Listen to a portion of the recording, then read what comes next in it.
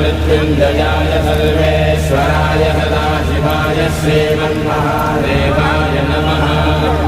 नमस्ते अस्तु भगवन् विश्वेश्वराय महादेवाय त्र्यम्बकाय त्रिपुरान्तकाय त्रिकालाय कालाग्निरुद्राय नीलकण्ठाय मृत्युञ्जयाय सर्वेश्वराय सदाशिवाय श्रीमन्महादेवाय नमः।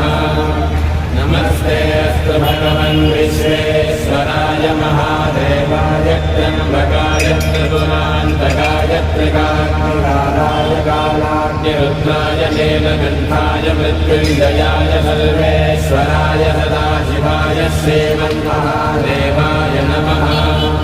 नमस्ते अस्तु भगवन् विश्वेश्वराय महादेवाय त्र्यम्बकाय त्रिपुरान्तकाय त्रिकालाय कालाग्निरुद्राय